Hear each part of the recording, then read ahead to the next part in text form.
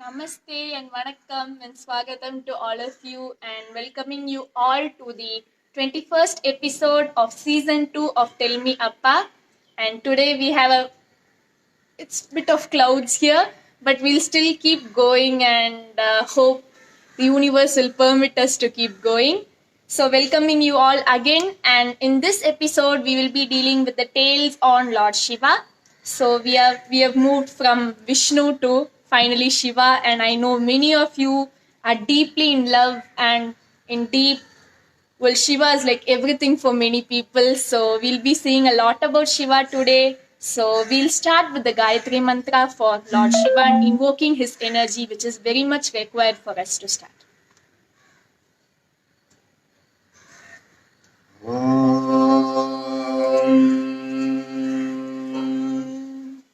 तन्महेशाय विद्महे वाग्विशुद्धाय धीमहि तन्नो शिवः प्रचोदयात् ॐ. So again, welcoming you all to this 21st episode, and we better get going as much as we can. So for Lord Shiva, our first question will be, who is Lord Shiva? What does that term mean? What is his Vahana or vehicle? Well, Lord Shiva is considered one of the Trinity. So we have usually the Brahma, Vishnu, Shiva, the concept of the creator, the sustainer, and the destroyer or the changer. And this is where Shiva represents auspiciousness, it represents change, transformation, evolution, and hence it represents goodness. That which was good, is good, and will be good at any point of time. When we talk about Shiva, we are talking of someone who is a personification of pure consciousness.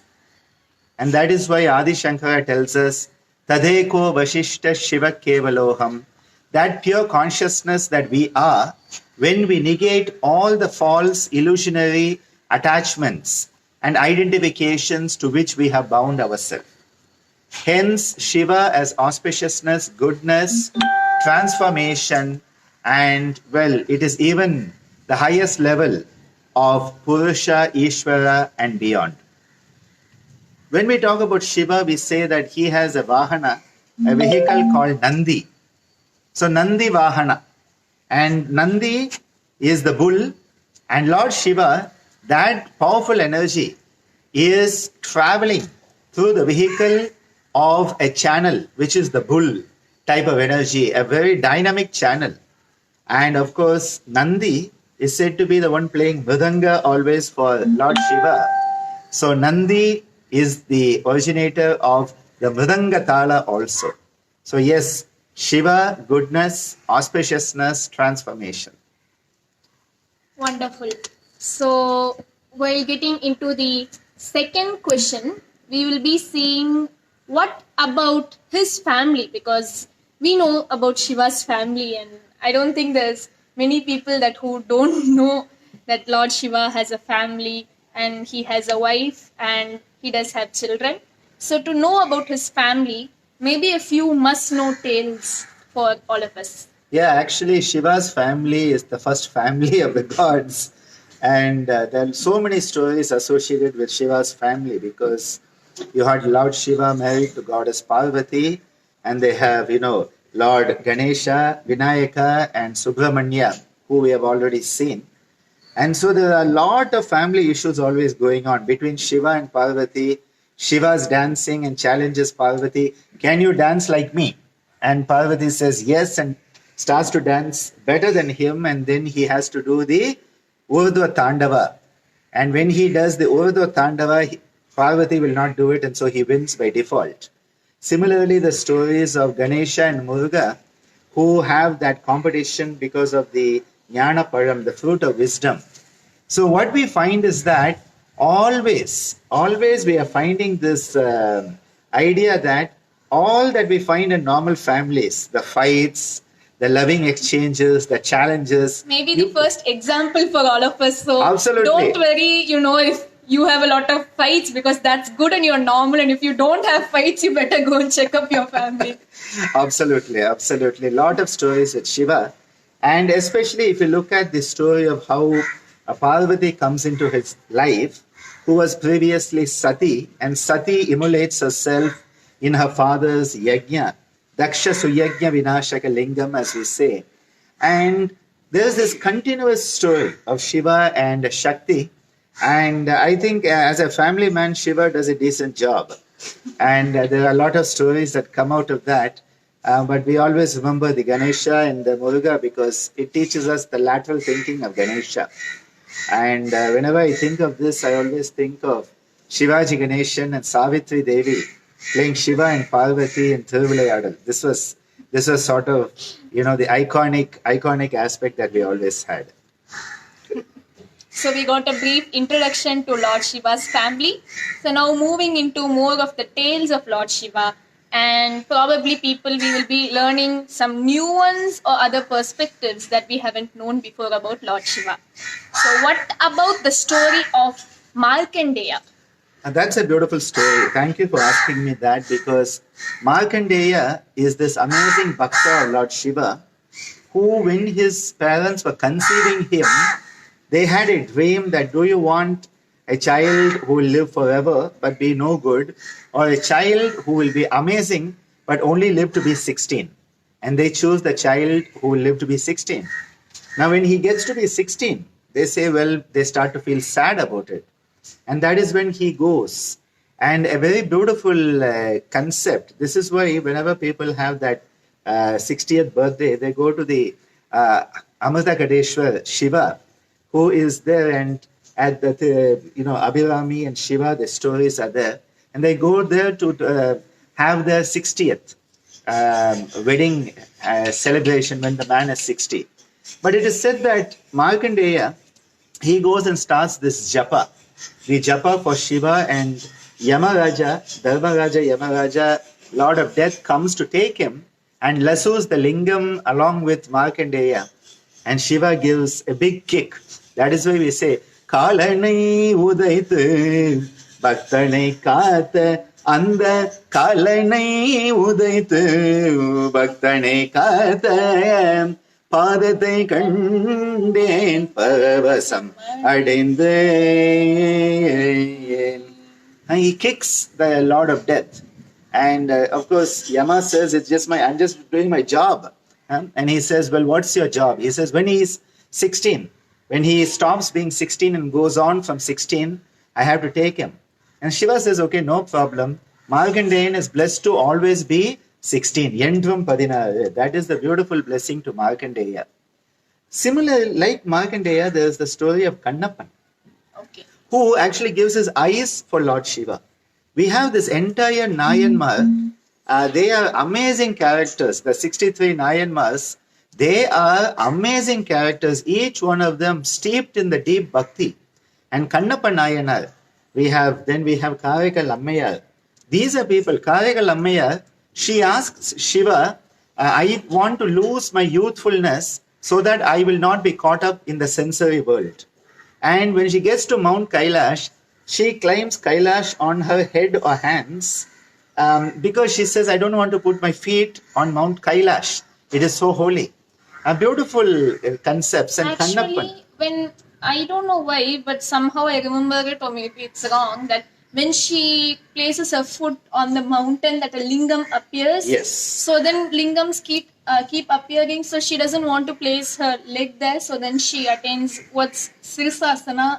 Sirsasana, Kapalasana, yes, whatever. Beautiful stories. And Kannappan, he sees the lingam and he sees blood coming out of the eyes, and so he offers his own eye.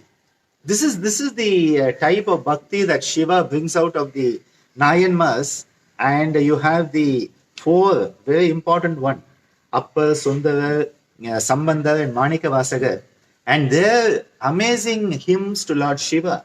And in recent times, Ramalinga Vallalar, who sings, Ammaye Appa, Oppilamaniye. Beautiful. Ammaye Appa, you are both. Tayagi Tandayumai, Tangagintra Devam. In the Thiruppa he sings, you are both the mother and the father. Such beautiful energies, because why they say mother and father is Shiva gives half to Parvati. So the left half is Parvati, right half is Shiva in Ardhanarishvara. Beautiful concept of Lord Shiva as half man, half woman. And that is the symbology of the whole concept of Hatha Yoga itself. Finding that balance between the equal and opposite energies that are part and parcel of us. So we got to taste a few stories, and we do have few more. So maybe the story of Bhagirath and Ganga. That's a beautiful one, because, Bhagirath, his whole ancestors were destroyed and they became ashes by the curse of a rishi. And so he wants to bring his ancestors back. And they say that the Ganga, holy Ganga, has to pass over the ashes and then they'll come back. Now, how do you get Ganga from the heavens down onto earth? Because Ganga is such a torrential river, so powerful, and the fall from the heavens onto earth, it cannot be withstood. There would be earthquakes and the earth would get destroyed. So he propitiates Lord Shiva, who then accepts to stand, and the Ganga falls onto Shiva's head and then flows down. And then he ties her up in his top knot, which is why when we always show the Ganga and, the flowing of the Ganga and the moon, because he then becomes Chandrasekhara, as the bhajan goes. Chandrasekhara Jadhara Varma Maheshwara Shankara Sadashiva Sabhapate Manoharam Chandrasekharam, oh Chandrasekharam, Chandrasekharam, oh Chandrasekhara. Beautiful concepts.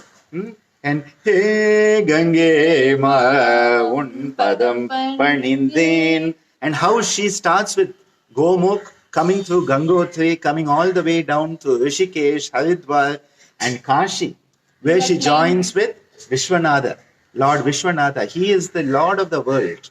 At Vaiteshwaran Koil, he is the master healer, the Vaidya, who helps heal people. He is in the Linga, the Lingeshwara. He is the Sadashiva.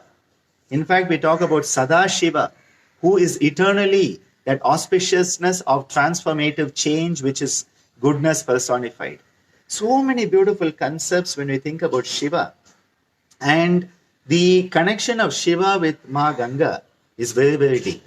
And thanks to Bhagirath, that happens. Maybe finally, the story of Arjuna. Yeah, Arjuna, many people don't know that Arjuna, the hero in the Mahabharata, at one point he goes and he propitiates Lord Shiva because he wants to have certain astras, the Pashupata astra, from Lord Shiva. And what happens is he is meditating on Shiva and doing puja to the lingam and all, and Shiva comes to test him. And so at that time, what happens is that Shiva comes as a hunter, and there is a wild boar. It's actually an asura, Mukasura, and he is running as a wild boar, and Arjuna shoots the wild boar, Shiva shoots at the same time. And so they have a fight saying, I killed it, it belongs to me. And so they have this ego battle, and Shiva and Arjuna actually have a full fight. And at the end of it, then Arjuna is getting defeated badly by Shiva, and he goes and he starts to pray to the lingam, and then he says that whatever he is putting on the lingam is appearing on that hunter. And then he realizes that Shiva has come to test him. One of the things Shiva always does is come to test his devotees. And then give them whatever. Absolutely. So then he gets the astra and he comes back. Beautiful stories where Shiva comes into the Mahabharata and the interaction with Arjuna also. And there's the Arjuna Tapasya, which at Mahabalipuram you find that beautiful depiction on that wall. They call it the Arjuna Tapasya in Mahabalipuram, in that mural, the wall mural that is the ancient carving from the Mahabalipuram. So we saw some stories of great devotees and disciples that really fell to his feet. I heard about a funny episode when you were small, watching the famous movie Thiruvilayadu. Maybe you know that. See, what happened was when I was a young kid, there was this iconic cult classic And the cult classic was called Thiruvilayadal, and it was the story of all the multiple episodes of Leela of Lord Shiva. And Shivaji Ganeshan played Shiva, Savitri Devi played Parvati, and as Abhaya, you had, of course, K.B. Sundarambal, and it had iconic songs. The song that Patum Nane, Bhavamum Nane, which is a beautiful, iconic song, Orunal Poduma by Balamurali Krishna and all. So this has all the stories. It starts off with, the Jnana Param, and Muruga goes to Parani. And like the young boys who get so irritated and go and stand someplace, he goes to Parani, is standing there saying, I'm not coming home. So the mother, Parvati, goes and starts telling all the stories of Lord Shiva. And that is the background, and each story, how different things happen, including when Shiva comes as a fisherman. He comes as a fisherman to wed Parvati, who has been born as a fisherwoman. So many stories. And this movie goes on and on and on, because in those days, Tamil movies were eternal movies. They never had a time limit. They just went on and on and on, because in those days it was coming out of the drama field. And Thirukuthu, which is the village street play, here goes on for the whole night. So people are used to dramas going on for the whole night. And so when it first came into movies, you had these long movies. So what had happened was I had taken students from the 6-month course. So I had all these little ideas as kids. So I said, well, I'll give you a package deal where we'll go out and watch this movie, and I'll get you a cup of coffee and the cycle, and this was the ticket or something like that. I don't know. I had one of these ideas, my hair-braid business ideas. So we all went to see this movie in the Kandan Theatre, which doesn't exist anymore. And they were all watching and enjoying the movie a lot. Intermission came, the interval came, and then suddenly they all disappeared. And I'm like, what happened? You people ran away. Didn't you like the movie? And they said, well, we thought the movie was finished. Because, in those days, already the movies in Western countries were less than 2 hours. And this would have been like 4.5 hours, I think, this movie. So the intermission came at 2 hours. Then they thought the movie was over. They went back home. I'll never forget that, how long it was. But that was a cult classic. Thiruvilayadal was a cult classic with beautiful songs, beautiful acting, and really gave people so much. There's that very beautiful end composition with which they end. Undranavan, Uruvilirundanavan, Uruvana Senthamil Mundranavan. Such a beautiful song by K.B. Sundarambal in that movie. So now I understand where I got that from, because even when I was small, like for the people who are working here also, I used to have like, what was it? Lemonade or something. Lemonade and tea, and like I would give them, I had that duplicate money note. So I would give them, and I will tell them, if you give me 10 rupees, I will give you a tea. If you give me 20, you will get snacks and all that. You pay people to pay you. That was actually a funny thing as a kid. So finally, as you know, we must end with Swamiji. So Swamiji loved Lord Shiva, and most of you will know that. What are some of your memories in relation to that? Well, Swamiji and Lord Shiva were inseparable. And for Swamiji, whenever anything was good, it was Shiva, Shiva, Shiva. And if you heard him in a dance program saying Shiva, Shiva, you knew it was very good. And in a music concert, if he loved it, it was Shiva, Shiva. And such powerful, and the most famous always was Om Namah Shivaya, Om Namah Shivaya, Om Namah Shivaya, Om Namah Shivaya, Shivaya Namaha, Namah Shivaya, Shivaya Namaha, Namah Shivaya. Such a powerful voice, this booming voice, this Om Namah Shivaya would be there. And sitting in front of the Kamliswami Samadhi or upstairs in front of the Spatika Lingam, he would be singing away. And he would really love it. And I remember it was his love for it that then Adya Lakshman sir taught me the Ananda Nadamaduva Thillai. And Swamiji used to love watching me dance that. Ananda Nadamaduva Thillai. அம்பலந்தனில் அடிபணி பவகவஜயமில்லை Ananda நடமாடுவதில்லை. Such a beautiful composition by Lakshman sir in amazing speed, beautiful choreography. And Swamiji used to really love watching that.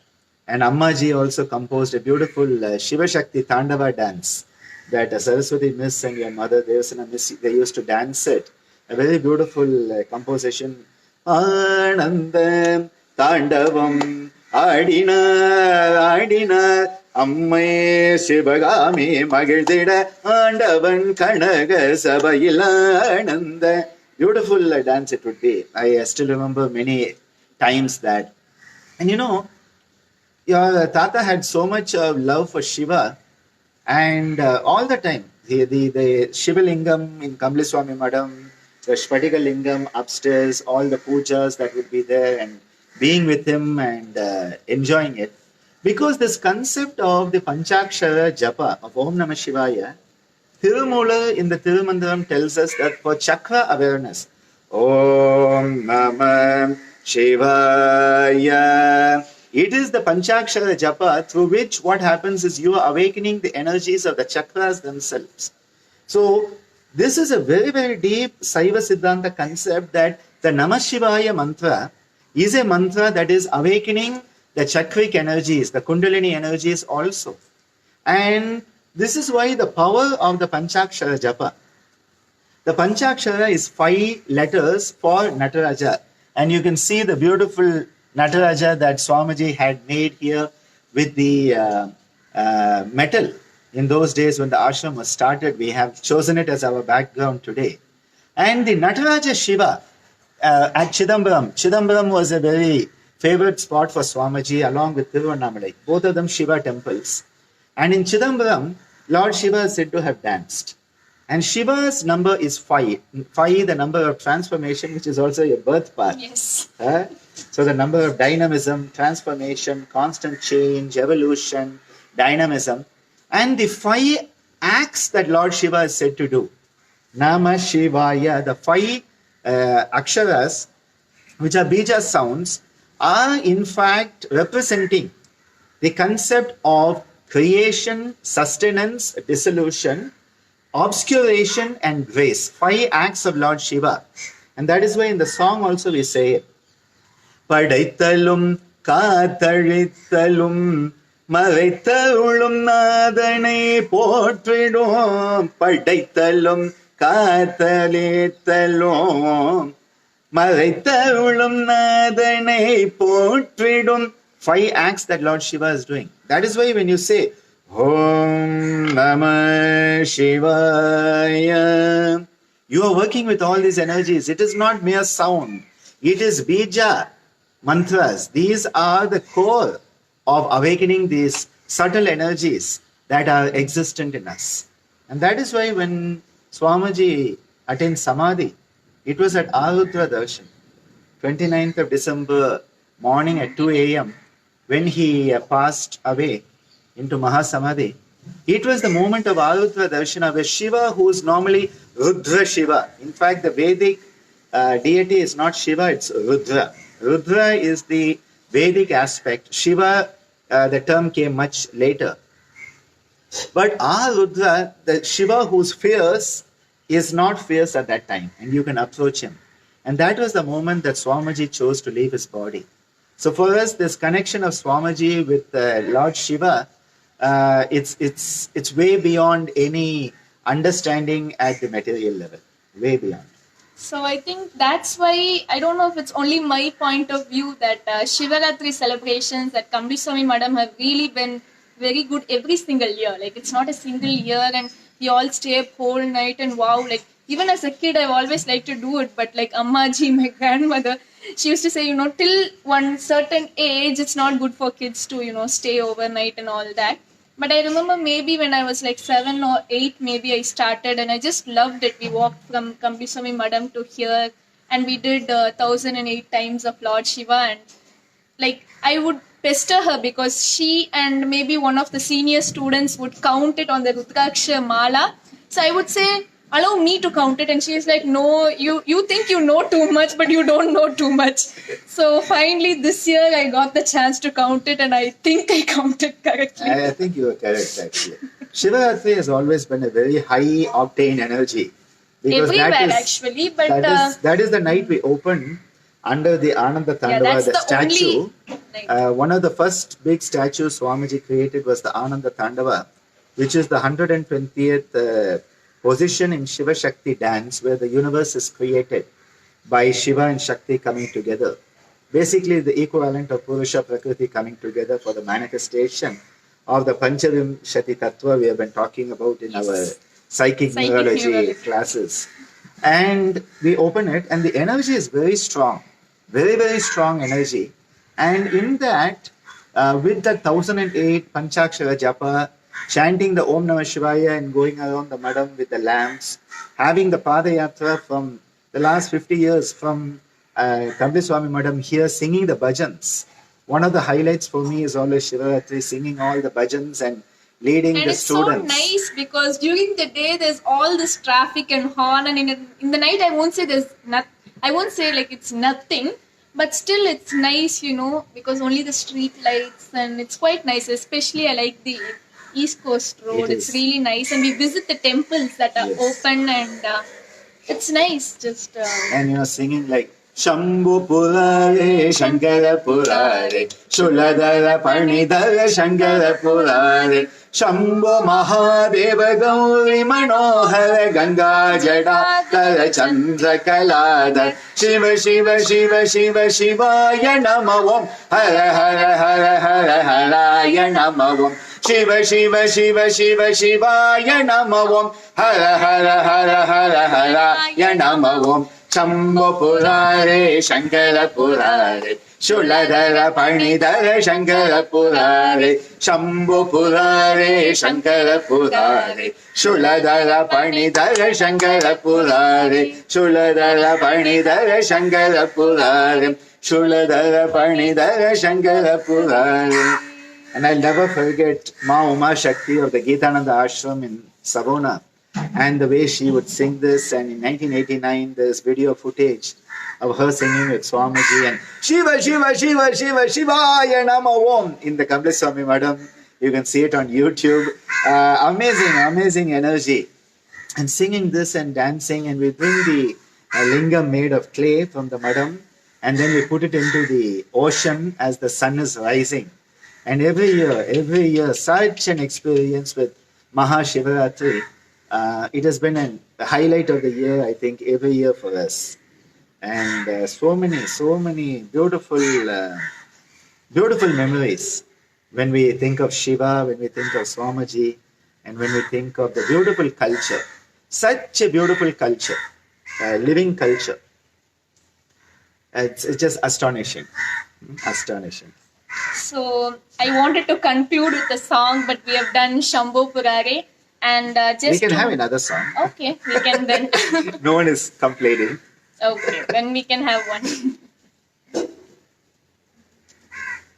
What do you want to sing? Maybe Hey Gange, just those lines are really good. Okay, fine. It's more for Mother Ganga, but Ganga and Shiva are inseparable. Maybe one of your best compositions would be. There's so many compositions for Shiva. But I think one of the most important ones, which I always remember, is our Kandin. It was one of my first compositions where the song says that I have seen this cosmic dance of Lord Shiva. I thought you needed thousands of eyes to see it, but with just my 2 eyes, I have seen it. And just as Kannappa Nayanar, Karikal Ammayar have seen it, I have had that opportunity. Kandin, Shiva Tandavathai naan kandin. Kandin, Shiva Tandavathai naan kandin. Kana kan kodi vendumendru நினைத்தேன் ஆனால் கண்டேன் சிவ தாண்டவத்தை நான் கண்டேன் காண கண் கோடி வேண்டுமென்று நினைத்தேன் ஆனால் கண்டேன் சிவ தாண்டவத்தை நான் கண்டேனே சிவதாண்டவத்தை நான் கண்டேன் சிவதாண்டவத்தை நான் கண்டேன் சிவதாண்டவத்தை நான் கண்டேன் காரைக்காலம்மையாரும் கண்ணப்பனும் கண்ட காரைக்காலம்மையாரும் கண்ணப்பனும் கண்ட கர்மபந்தத்தை எரிக்கும் ஆனந்த ரூபத்தை கர்மபந்தத்தை எரிக்கும் ஆனந்த ரூபத்தை ரே சரே சரே மபனிசா தாக்கிடத்துக்கு தீக்கிடத்துக்கு ஜம் ஜம் தரி தக்கிட்டரே சரே சரே மபனிசா தாகிடத்தக தேகிடத்தக தும் ஜம் தரி தகிட்டரி சரி மாபனி தகிட ஜம் ஜம் தகிட ஜம் ஜம் தகிட ஜம் ஜம் ரி சரி மாபனி தகிட ஜம் ஜம் தகிட ஜம் ஜம் தகிட ஜம் என கண்டேன் கண்டேன் சிவதாண்டவத்தை நான் கண்டேனே